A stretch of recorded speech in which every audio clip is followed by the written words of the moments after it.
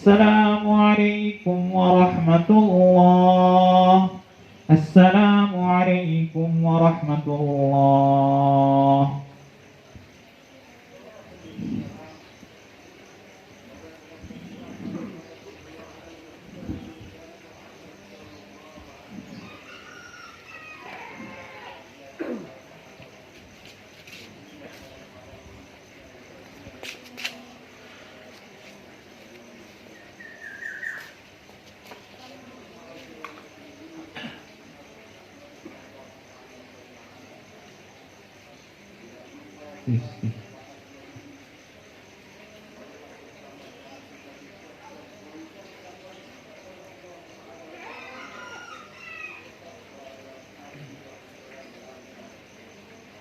Bismillah. Assalamualaikum warahmatullahi wabarakatuh.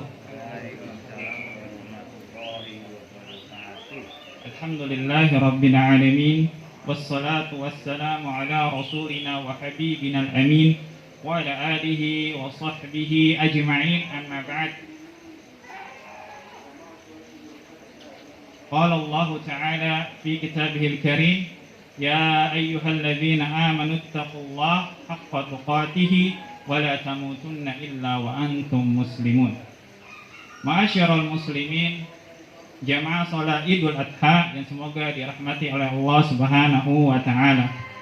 Hari ini Jumat Takbir dikumandangkan di seluruh penjuru dunia. Kita mengagungkan Allah Subhanahu wa taala, Rabb kita, memujinya serta bersyukur kepada Allah Subhanahu wa taala. Allahu akbar, Allahu akbar, la ilaha illallah, Allahu akbar, Allahu akbar, walillahil hamd. Ma'asyiral muslimin, jamaah salat Id yang kami muliakan.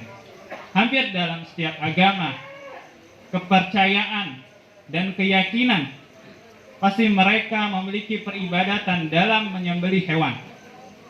Ada yang di antara mereka yang menyembelih hewan, mereka persembahkan kepala kerbau kepada lautan.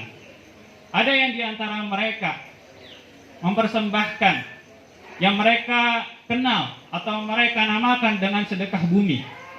Mereka tanam kepala sapi untuk mereka persembahkan kepada Tuhan mereka atau sesajian yang lainnya. Yang ini adalah bentuk peribadatan dan ketundukan mereka terhadap Tuhan-Tuhan mereka. Adapun seorang muslim dan seorang mukmin, mereka menyembelih hewan di saat hari raya yang kita muliakan. Mereka menyembelihnya, niat dan tujuannya karena Allah Subhanahu wa taala. Walaupun hal ini sama-sama menyembelih hewan yang sama, menyembelihnya juga sama dengan menggunakan alat yang sama, tapi karena niat dan tujuan yang berbeda, mereka akan mendapatkan sesuatu yang berbeda pula. Ketika mereka orang-orang musyrik, mereka mempersembahkan hewan-hewan sesembelihan itu kepada tagut, kepada tandingan-tandingan selain Allah Subhanahu wa taala, maka dengan itu mereka kekal di dalam neraka. Ketika seorang muslim dan seorang mukmin niat dan tujuannya menyembelih hewan hanya kepada Allah Subhanahu wa taala, maka dengan ini adalah sesuatu yang dapat mengantarkan seseorang ke dalam ridha Allah Subhanahu wa taala. Ma'asyiral muslimin wal muslimat, rahimani wa rahimakumullah. Pada saat kita berkurban, bayangkan andaikan kita tidak dalam hidayah Islam. Sungguh kita berkurban, kita mengorbankan harta kita, kita mengorbankan waktu kita hanya untuk kesia-siaan, bahkan untuk sebuah dosa dan maksiat. Tapi ketika kita di atas hidayah Islam, Allah telah memberikan kita iman, maka sesuatu yang kita korbankan dari hewan-hewan sembelihan itu, maka akan diganjar dengan pahala yang besar. Allah Subhanahu wa taala berfirman, "Inna a'tainakal kautsar, fashalli li rabbika wanhar." Sesungguhnya kami telah memberikan kepadamu al-kautsar. Menurut para ulama, al-kautsar ini ada dua penafsiran. Yang pertama adalah nikmat yang banyak. Yang kedua adalah Al-Kautsar, telaga yang disediakan oleh Allah Subhanahu wa taala kepada Nabi Muhammad SAW di akhirat. Maka ketika Allah telah memberikan nikmat itu kepada Nabi SAW, apa yang diperintahkan? Apakah berbangga diri? Apakah bersombong? Tidak. Tapi yang diperintahkan adalah ibadah. Fasholli li rabbika wanhar. Maka salatlah dan menyembelihlah. Menurut para ulama, menurut seperti yang dikatakan oleh Ikrimah dan juga Qatadah dan juga Atha, semua ini adalah murid Ibnu Abbas, ahli tafsir dari kalangan sahabat Nabi SAW. Menurut mereka, fasholli maksudnya adalah salat Idul Adha. Wanhar artinya adalah menyembelih hewan kurban. Ya. Jadi sebagai bentuk rasa syukur kita kepada Allah Subhanahu wa taala, maka kita sholat. Dan juga kita menyembelih hewan kurban karena Allah Subhanahu wa taala. Barang siapa yang dia tidak sholat dan tidak juga menyembelih kurban padahal dia mampu, maka dia tidak bisa dikatakan sebagai muslim yang bersyukur kepada Allah Subhanahu wa taala. Nabi sallallahu alaihi wasallam bersabda, "Man kana lahu sa'ah walam yudhi fala yaqrubanna musallana."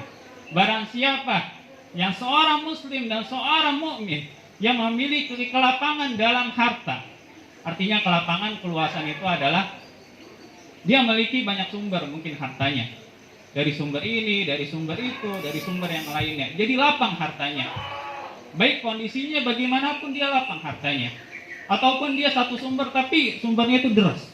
Ya, orang yang seperti ini tidak berkurban, maka jangan dekati tempat sholat Idul Adha. Kenapa? Karena kurban dan juga sholat tidak bisa dipisahkan. Barang siapa yang sholat, dia bisa berkurban, dia punya harta, kelapangan harta, maka dia belum bersyukur kalau misalnya tidak berkurban. Tapi barang siapa yang dia punya ya kemampuan untuk harta dan juga dia sholat, maka dia telah bersyukur di hari raya Idul Adha. Masyiral muslimin hadani Allah wa iyyakum. Kita yang saat ini sedang diuji oleh Allah Subhanahu wa taala melalui pandemi ini. Baik dari segi kesehatan, baik dari segi ekonomi kita yang pailit mungkin, ataupun kebebasan kita yang diatur oleh pemerintah, pendidikan dan lain sebagainya. Semoga Allah Subhanahu wa taala memberikan ganjaran karena kesabaran kita semua. Hadirin yang kami muliakan, kalau misalnya kita melihat kejadian ini, Allah Subhanahu wa taala telah menjanjikan siapapun yang berusaha menjaga iman, maka dia akan aman. Jadi barang siapa yang punya iman, maka dia akan aman. Barang siapa yang tidak punya iman, maka dia tidak akan aman. Didasarkan oleh firman Allah Subhanahu wa taala, "Alladzina amanu wa lam yalbisu imanahum bidzulmin ulaika lahumul amnu wa hum muhtadun." Dan orang-orang yang beriman tidak mencampur adukan iman mereka dengan kezaliman, maksudnya kesyirikan. Mereka mendapatkan keamanan dan mereka mendapatkan petunjuk. Maksudnya keamanan di sini adalah keamanan apa? Keamanan batin. Karena keamanan atau jaminan keamanan itu ada dua. Yang pertama, jaminan keamanan fisik. Yang kedua adalah jaminan keamanan batin. Jaminan keamanan fisik Allah berikan kepada orang yang beriman dan tidak beriman.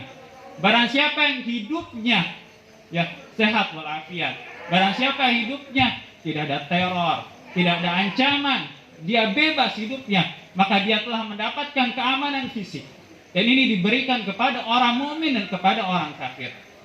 Namun yang kedua, jaminan keamanan batin Allah berikan hanya kepada orang-orang yang beriman. Maksudnya apa? Dia ketika ditimpa musibah tidak stres, tidak putus asa. Di dalam dirinya positif semuanya. Ini adalah keamanan batin. Dan ini Allah berikan kepada orang yang beriman dan bertawakal kepadanya. Ibrahim alaihi salam ketika ingin dilemparkan ke dalam api yang besar oleh kaumnya, karena kaumnya itu murka kepadanya. Tapi apa yang dirasakan? atau diucapkan oleh Nabi Ibrahim alaihissalam. Nabi Ibrahim mengucapkan hasbunallah wa ni'mal wakil. Cukuplah Allah itu sebagai penolong dan Dia adalah sebaik-baik pelindung. Tidak risau, tidak stres, tidak putus asa, tidak berkeluh kesah, tapi mengucapkan dengan penuh tawakal dan ketundukan kepada Allah Subhanahu wa taala perkataan yang sangat indah. Dan juga Nabi Ibrahim ketika membawa istrinya Hajar dan juga Ismail ke dalam suatu tempat atau kepada suatu tempat yang itu tidak ada kehidupan sama sekali. Dan itu adalah perintah Allah Subhanahu wa taala. Ia bawa anaknya dan juga istrinya yang masih baik. Lalu ia tinggalkan. Sebagai seorang istri pasti khawatir karena memiliki bayi, telah melahirkan, itu butuh support yang sangat besar dari suami. Emosinya belum stabil. Tapi ini adalah perintah Allah Subhanahu wa taala. Ketika Ibrahim hendak meninggalkan Hajar, istrinya, maka Hajar ini nggak percaya sama Ibrahim. Masa suamiku kayak gini? Pasti ini perintah Allah Subhanahu wa taala. Nabi Ibrahim hendak pergi. Hajar sambil menyaut, Nabi Ibrahim bertanya, Allahul ladzi amaraka bihadza. Apakah Allah yang memerintahkan engkau, wahai suamiku, dengan hal seperti ini? Kata Nabi Ibrahim, enggak kuat melihat Hajar bersama bayinya. Jadi tidak melihat, lalu menjawab, na'am, iya. Menjawab perkataan yang ringkas dan padat sebagai bentuk ketaatan kepada Allah Subhanahu wa taala. Lalu apakah yang dikatakan oleh Hajar alaihassalam? Katanya, idzal la yudayyi'an Allah, berarti Allah tidak akan melantarkan kami berdua. Masya Allah. Siapakah yang tidak takut? Tidak ada kehidupan sama sekali, tidak ada makanan, tidak ada minuman, tidak ada bekal sama sekali. Ditinggalkan di padang yang penuh dengan kesulitan dan rintangan. Tapi karena keimanannya kepada Allah Subhanahu wa taala, maka ia mengucapkan dengan perkataan tersebut. Maka kalau misalnya Ibrahim dan juga Hajar tidak bersabar kepada Allah Subhanahu wa taala dalam menjalankan ketaatan kepadanya, niscaya kita tidak akan kenal kota Makkah Mukarramah.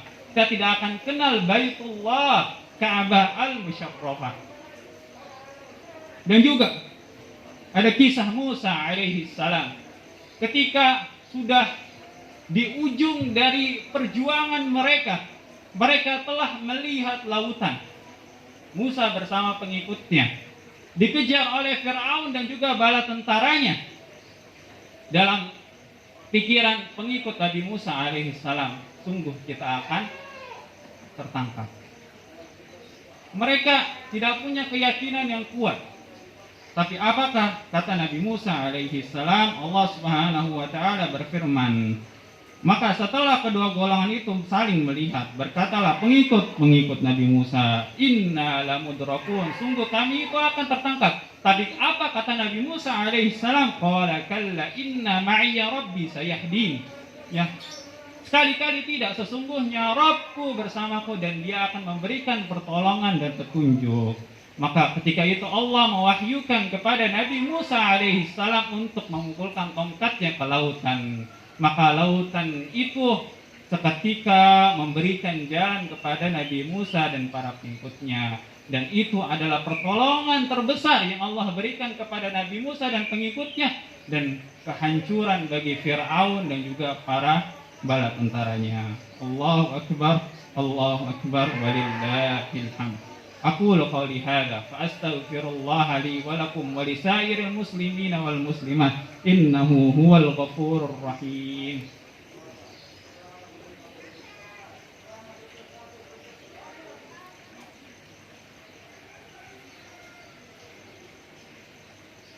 Alhamdulillahi wa kafa wassalatu wassalamu ala nabiyyina al-mustafa wa ala alihi wa sahbihi ahli sidqi wal wafa, amma ba'd. Ma'asyiral muslimin wal muslimat rahimani wa rahimakumullah. dari kisah-kisah di atas, maka kita bisa melihat orang-orang di sekitar kita.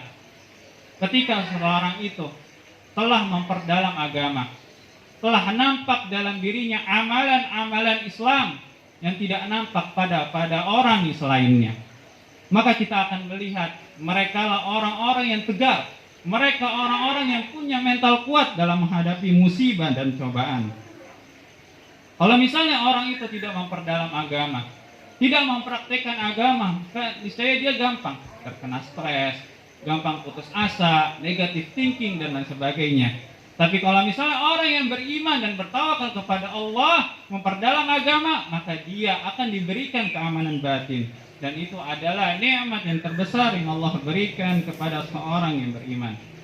Allahu Akbar, Allahu Akbar, la ilaha illallah, Allahu Akbar, walillahil hamd.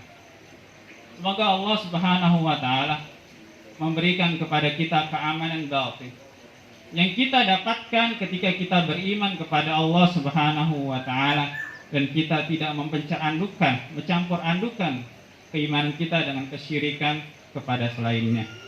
Selanjutnya, yang terakhir, kita berdoa kepada Allah Subhanahu wa taala. Semoga Allah Subhanahu wa taala mengistijabahkan doa kita yang kita panjatkan pada hari raya ini.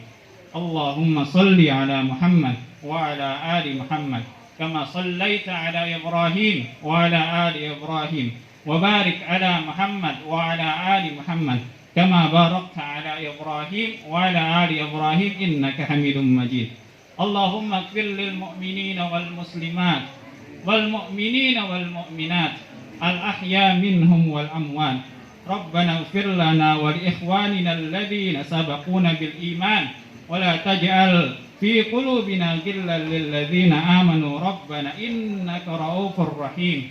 Allahumma aminna fi awtanina wa asli a'immatana wa wulata umurina waj'al wilayatana fi man khafak wattaba ridhaka ya rabbal alamin.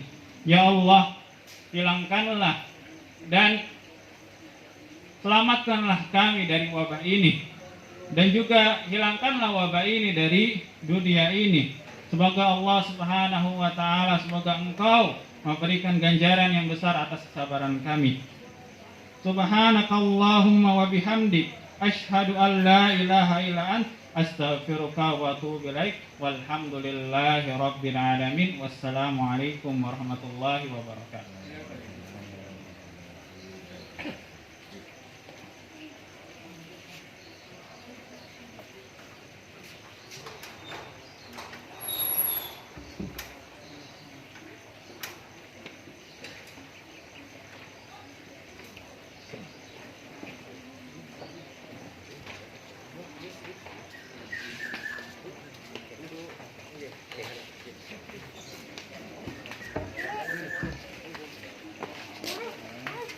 Penuh tuh kayaknya.